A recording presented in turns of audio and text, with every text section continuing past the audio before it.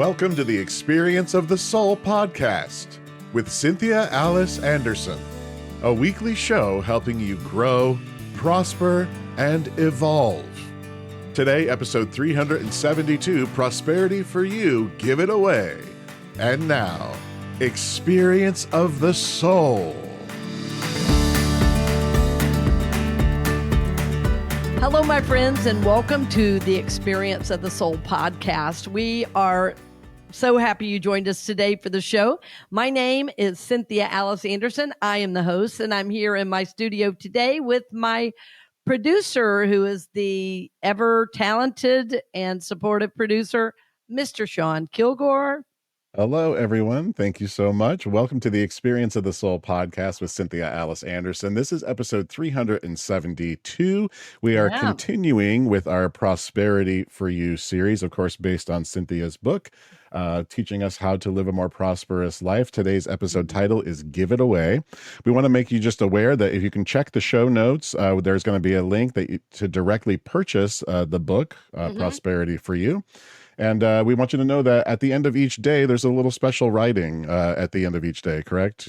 Oh, yeah. It's great reading. It has its own affirmation. It's kind of like some people in some faiths I know have daily readings. In Unity, we have one called Daily Word. I think in the Methodist Church, there's one called the Upper Room. There's another one called the Daily Bread. But it's basically like that. There's an affirmation and a short reading based on the topic to take you throughout the whole week.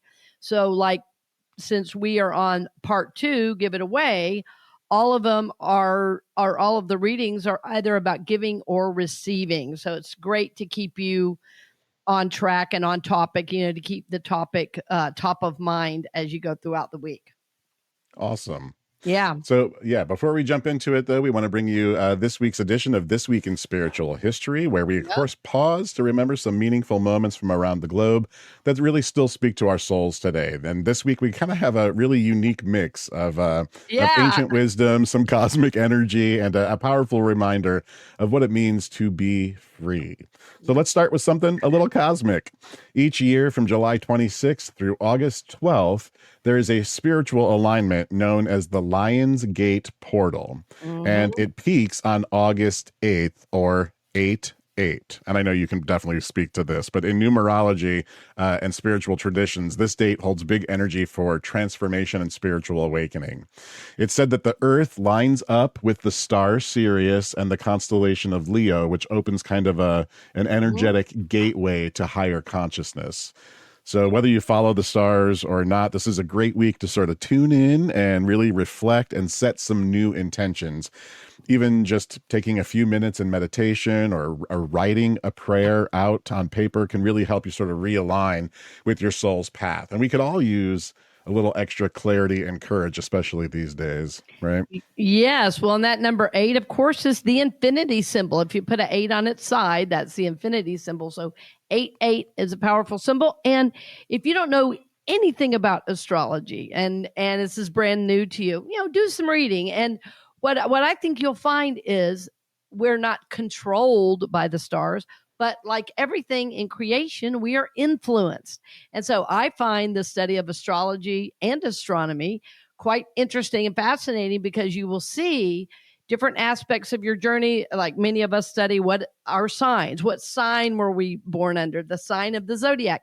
And what you start to see is, oh, this makes sense, right? So I don't take any of those things as, oh, I'm controlled by the stars, but I take it as I'm influenced. And if I can learn just a little bit, it might help illuminate my path and journey and help prepare me for what's coming. So I love that you brought that in, Sean, today. We haven't talked a lot about astrology on this show or numerology, but they're all systems that help us understand our journey. So I love it.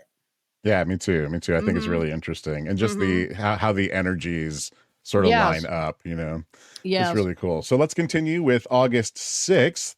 This is what's known as the Feast of Transfiguration, when many Christian communities observe the Feast of Transfiguration. So it's the moment when Jesus takes a few of his disciples up a mountain and is transfigured, meaning radiating light and revealing his divine nature, which made me think of the story that you told a couple weeks back about when you were in Yes. meditation. And Mhm. yeah, that story was so powerful when Jesus opened Mhm. himself and Mhm. revealed sort of the universe and the stars and the, Mhm. yeah, that was Mhm. powerful. That was a powerful moment. I think that stuck with a lot of us. Definitely stuck with me.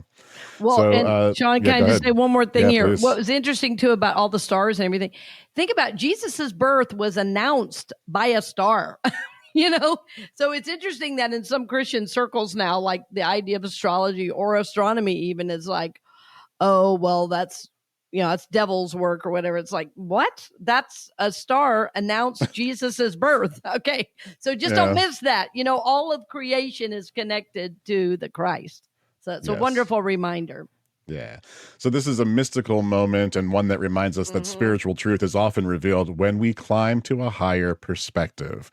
So whether Mm-hmm. that means sort of just getting still or taking a literal walk in nature or stepping back from just your daily stress, like taking a break from that daily stress, it's really in the quiet moments that clarity tends to shine through. And of course, I know we all know this. It's just a good reminder, Yeah. Great reminder. Next up, Mm-hmm. we have something recent and beautiful. So, just this past week, there was a global online community that hosted what they called a peace intention wave, which is very cool. So, it had more people in more than 40 countries involved joining together in a meditation. This happened on August 1st. Mm-hmm. So, the goal there was to just sort of simply hold space for peace and for Mm-hmm. unity and for Mm-hmm. healing in the world, which is so desperately needed at this time.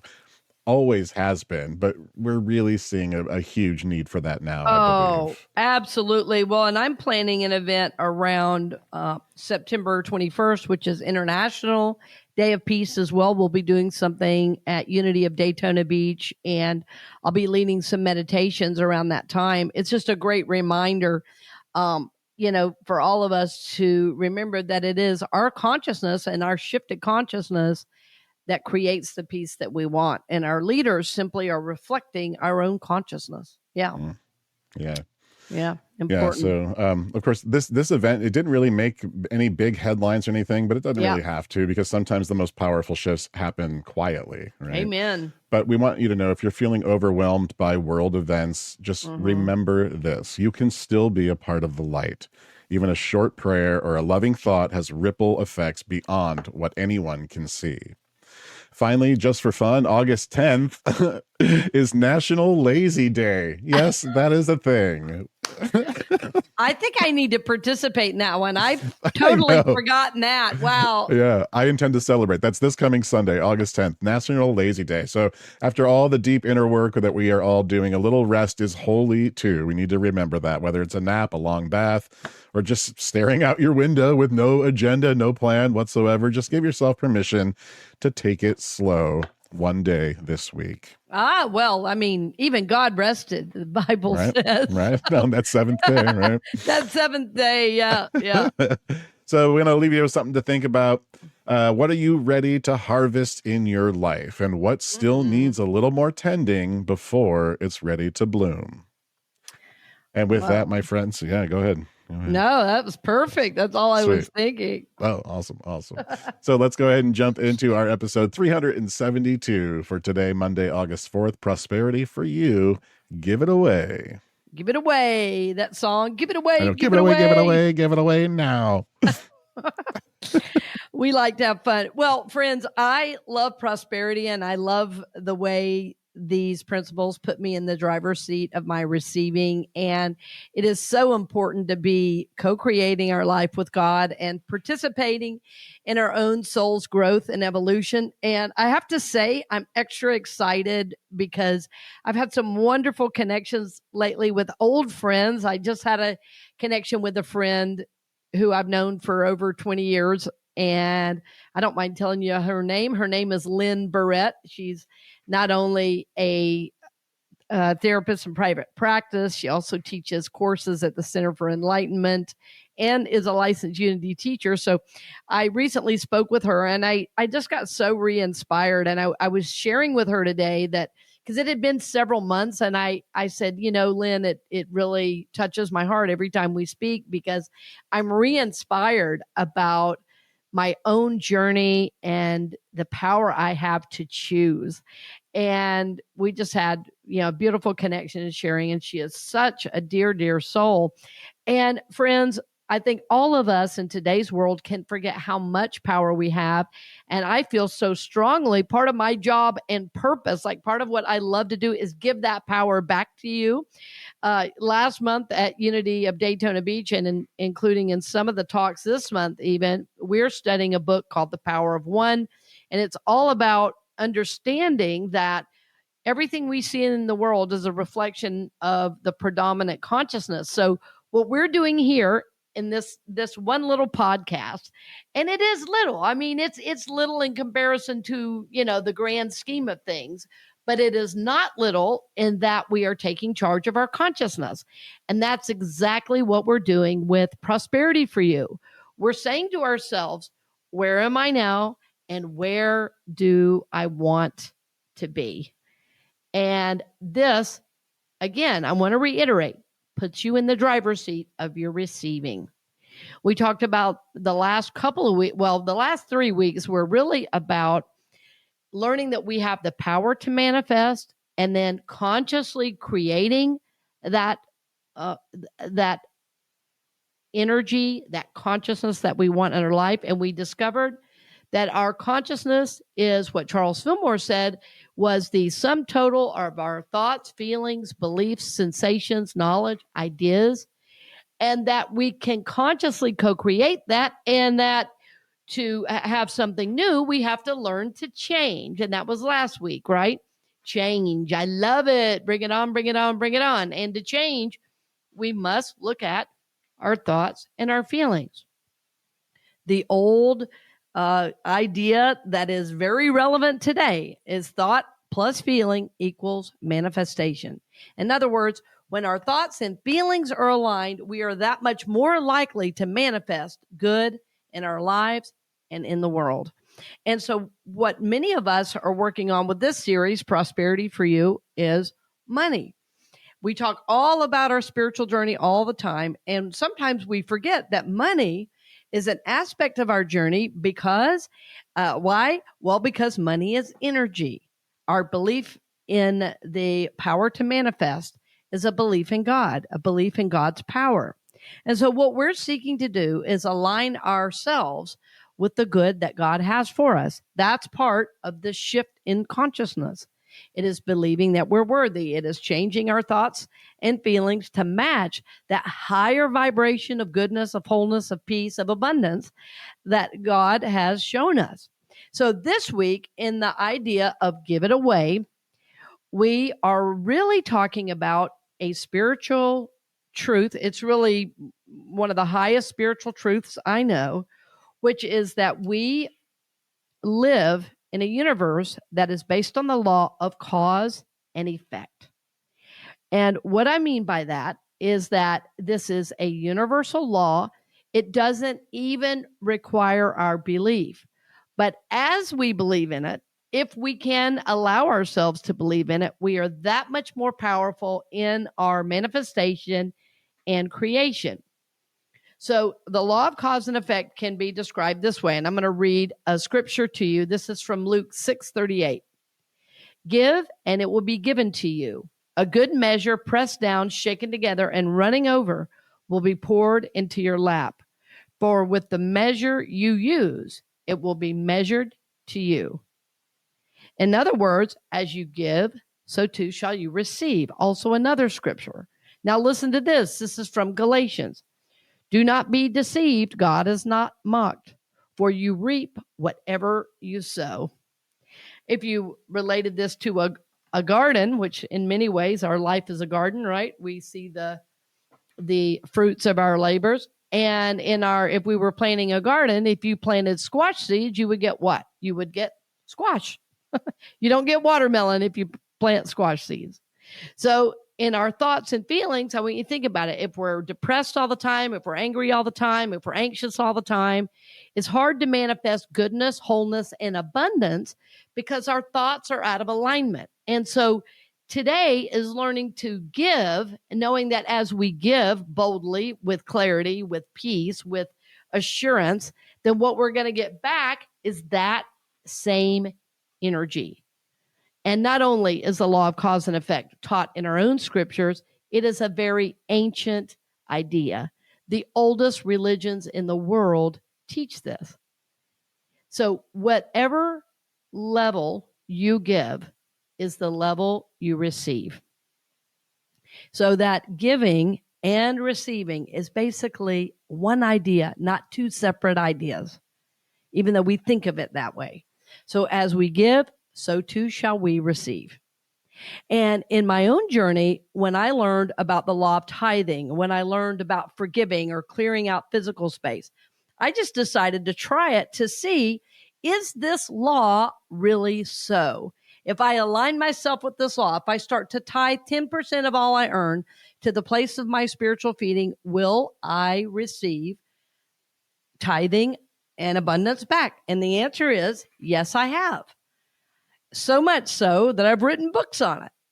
So I want to assure you that I'm encouraging you to try these practices and to develop this law within yourself. And it's not really developing the law, I should say. It's developing the practice of this law.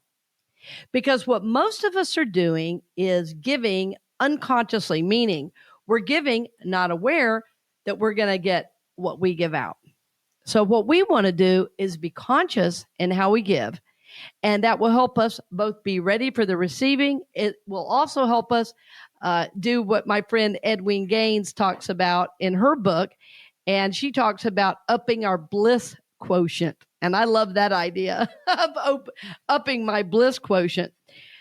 So think about this, friends. Here's one other verse I want to read you from the Gospel of Luke. Do not judge, and you will not be judged. Do not condemn, and you will not be condemned. Forgive, and you will be forgiven. So, my friends, what I want you to think about is, am I giving in a way that is in alignment with God's good for me, or am I withholding? Withholding is a constricted energy. Giving is a freeing energy that invites beautiful receiving. So there are four main areas I like to talk about with this law, give it away, which is the law of cause and effect. Many people also call it the law of karma. Some call it the law of circulation. Give it away is our idea this week. So there are several areas we're going to talk about, and I want you to consider. And as I talk about these things, I want you to think about, if I'm already doing two of the four or three of the four, I want you to focus your energy this time in this week as you're beginning this process again to work on the one that is most difficult for you, because that's where the growth comes. And what a lot of people do, and I know for as long as I've worked with people, and I know watching my own journey, what we always want to do is work on the one that's easiest for us. But if it's already easy for you, it's not going to take much growth on your part. So I want you to think about the four areas, and I'm going to list them for you. One, to learn to give it away. The first and most important is tithing. And tithing is giving 10% of all that you earn to your place of spiritual feeding, wherever that may be. Giving of your time. And giving of your time is important because it is acknowledging who you are as a spiritual soul, and that you have something worthy to give. So giving of time is another important one. Forgiveness is another one. Forgiveness, we talk about a lot. We've done several shows on forgiveness. And so forgiveness is working on the emotional and spiritual level, right? So as you forgive, you are releasing old toxic energy and making room for more goodness, more wholeness, more peace, more abundance. Because if you are not forgiving, you are withholding. If you are withholding, you're saying somebody owes me, and that is a thought of lack, right? So this is an important one. I want to mention here too, again, Edwene Gaines has a book. And Sean, I'd love to put two links to both of Edwene's books because they're both on prosperity. Absolutely. Yep. One is called How to Become Debt Free, Forgive. And the other one is I believe it's 4 Spiritual Laws of Prosperity. I believe. For some reason, I'm spacing on the title. So, Sean, if you'll look that up and confirm that for me. Yes. So think about that. So far, I'm just mentioning, I'm going to come back to these in a little more detail. Tithing, giving of our time, forgiveness, and then clearing out of our physical space. All right. So let's. You're right. For spiritual laws of prosperity. Sorry. No, that's all right. 4 Spiritual Laws of Prosperity is a life-changing book, and I can't say enough about Ed Wein's teaching and the really hundreds of thousands of people she's impacted through her teaching and work. It's pretty miraculous. So let's talk about cleaning out, clearing. I always go back and forth, so don't let that term confuse you. It's they're for me, they're one and the same. For me, clearing is cleaning. Here's what's interesting. I have noticed when I take the time to clear out my physical space that I feel a great deal of freedom and flow in that area of my life, wherever it is. For instance, if I notice I'm feeling a little stuck in work, or I feel like my talks are not flowing or my ideas are not flowing, I get busy and I clean up this whole area around my desk. I ask Spirit if there's anything that needs to be removed off my computer, which is a next big project for me, to go through some old files and just ask myself, is this still relevant? But what happens is I clean this area out, as I'm saying to the universe, I trust more good ideas are going to come. I trust the flow of Spirit in my life, and I trust that God loves me and that I don't need to hold on to every single thing I've ever done. I can release those out. So sometimes it's something like I have an inbox on the edge of my desk. And what I notice is if I don't clean out my inbox on a regular basis, it becomes a landing pad for every piece of paper I look at. And pretty soon that paper builds up. And every time I look at it, I feel depressed and I don't want to go through it. Not really depressed, but I go, oh, what's in that stack? That is way too much to go through. And I start to get discouraged because it seems too big and too much. Like I don't have time. And see, all of those thoughts are lack thoughts. And so what I started doing is I would say, okay, a couple times a week, I'm going to take 15 minutes and work in one area of my home. And what happened is in a couple of months, I had basically gone through every area to some degree in my home. And my home, people often comment when they come in, oh, there's so much peace and so much good energy and flow in here. And friends, I have a small home and it was built in the 50s. It's kind of a funky little bungalow, you know, and my home feels amazing. Why does it feel amazing? I am consistently clearing it out. I'm meditating. I'm burning sage to release any old energy and inviting in new, healthy, spiritual energy. So anyone can do in their home what I have done. But it is going to take time. It is going to take intention and effort. And it is going to take some work on your part. So especially if this is new to you, some of these ideas of giving it away, you know, of being in the flow of God's good, of participating consciously in the law of cause and effect, what I want you to do is start there. It's funny because as you start on the physical level, you'll see you start to draw things to you you've wanted for a long time. But first you have to release what you have. And see, that is how the law works. First, we have to release because we are the activators of God's good in our life, right? So as we release, then we can receive. And what a lot of us want to do is receive first and then release. And so that's why it's a walk of faith. As I give, I'm releasing, knowing I'm going to receive. So think about starting with clearing out your physical space. And in particular, if there's an area in your life that you feel stuck, start with that area.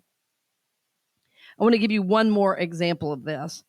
If you are feeling stuck in the relationship area, look through old jewelry, and items that you have around your home and see if you're holding on to old energy that is related to that relationship. See if you're holding on to things that may be keeping you tied to something that is really past. I've had many people release old engagement rings and all these things they were holding on to that they thought were really necessary, and later a new and beautiful relationship comes forward for them. So, my friends, the energy that we're talking about in the law of cause and effect is very real.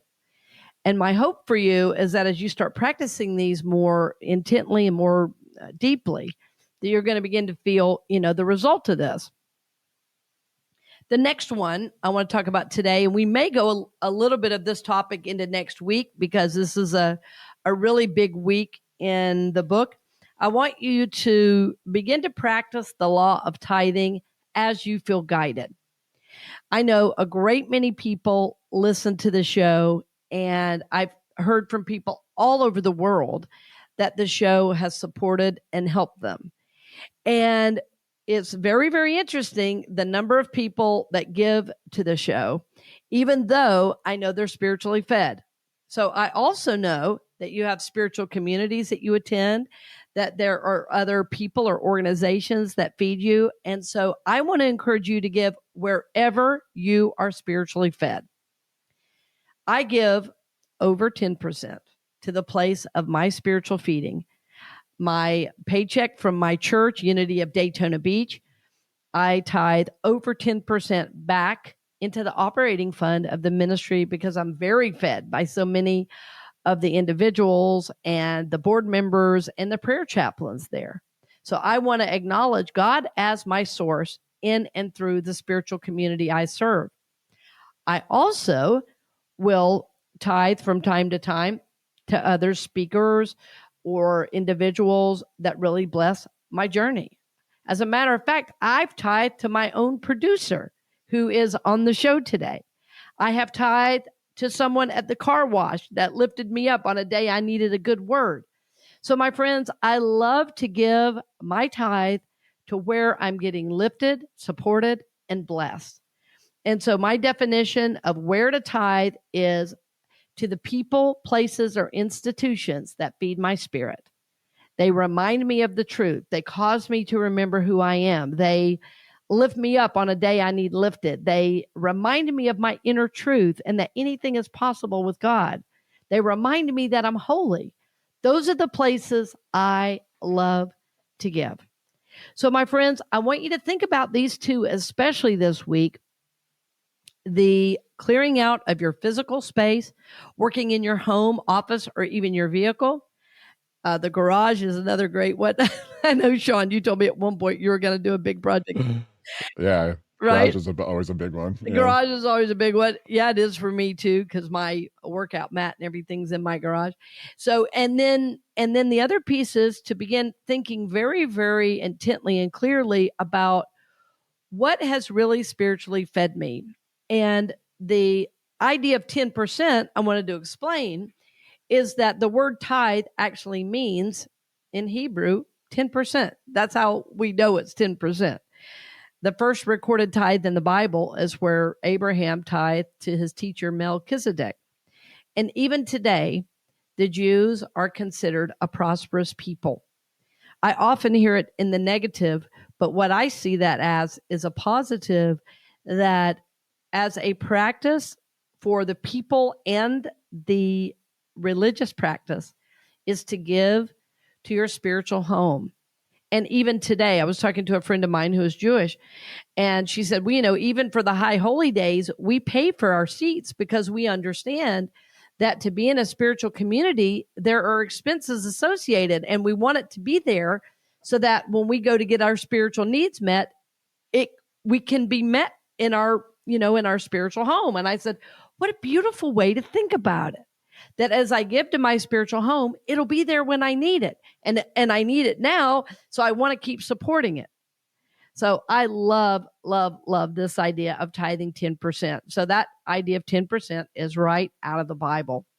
The reason I give over 10% is in my practice one year, I was asking God, What do I need to move into more financial abundance? You know, friends, I'm in ministry, and I'm not the kind of minister that has a private jet. I'm a servant minister, and I love to support and help and, do outreach and all those kind of things. And I give a big to the place of my spiritual feeding. And I do get way more back than I give, though, I have to admit. But I was thinking I needed more income to support my family better. And my prayer was, God, how do I move into more financial abundance in my life? Because I really want to be able to provide for my son. And the answer came. I was going down the road, and it said something. It was like literally a billboard that says something like "up your giving," and I think it was for some financial planning thing. And but I said to myself, "Oh, I literally saw a sign, so I think I better do it." And so it was that year that I started tithing anywhere from 11 to 15%, and on unexpected income, I often tithe 20% or even 50%. Sometimes with unexpected income, I give it all away because of how abundant it feels. So I want you to think about that. How are you being guided in this area? So if you already tithe, you might want to think about, is there some new abundance I want to move into? So this is my prayer. And so when I did that, just want to finish that story, because when I began doing that in my practice, I was basically saying to the universe, this is what I want to make. And I thought, well, what do I really want to make? I'm just going to tithe on the amount I want to make, not on what I'm making right now. And within, I think it was about 6 months, I got a raise, and it moved up exactly to that amount. So friends, this law of tithing is exact. And when we don't participate in it, I feel like I get all these extra expenses here and there. And when I'm tithing, it feels like the opposite is true, which I've been tithing now for 25 years. So nearly everywhere I go, people will say, how can people give you stuff all the time? I go into the coffee shop, they give me coffee. I go into a restaurant, they say, oh, one of yours is free. I go here. And so everywhere I go, there's this flow of good and energy and abundance. And the reason is I give big. And that's how the universe is giving back. So if all you do this week is to begin looking at, how you're giving right now, how you're participating in the law of cause and effect, that's a good start. But I also want you to begin at least one practice in at least one of the areas, because I don't think you can do all of them well at one time. So I want you to think about, am I going to tithe?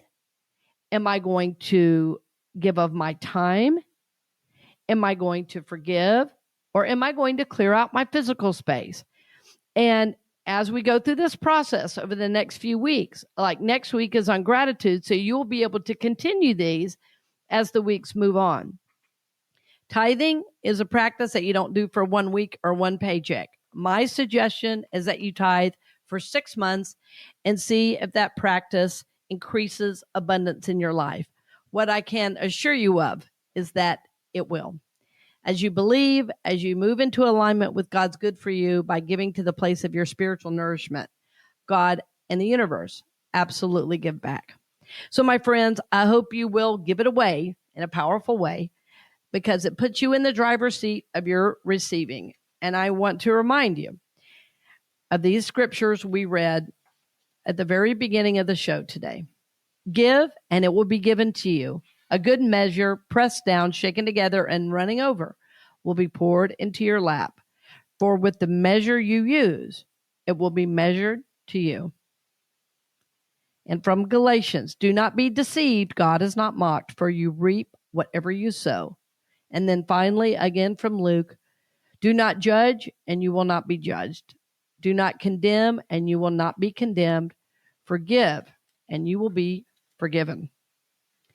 And now finally, in our closing, I will read one of the special readings from the back so you can get an idea of what these are like if you decide to purchase the book. And the book is very reasonable online. Okay, the affirmation for today is, I am so grateful that I can give.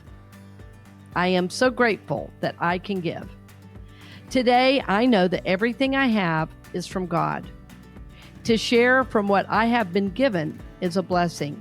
I give of my money, my time, and my love through forgiveness and active service.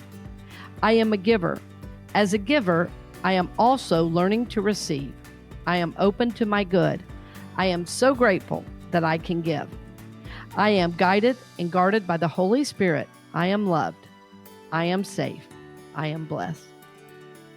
I bless you on the journey this week, my dear friends. I honor you in your journey. I honor you for doing the work of your soul.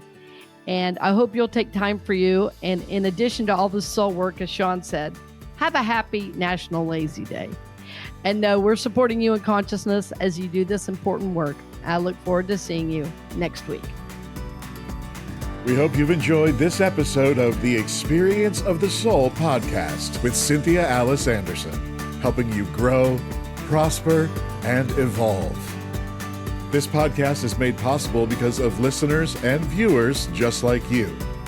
If you would like to support the podcast with your tax-deductible contribution on an ongoing basis or through a one-time gift, head on over to experienceofthesoul.com/support. The Experience of the Soul podcast is copyright 2025 Cynthia Alice Anderson, all rights reserved, and is produced by Sean Kilgore.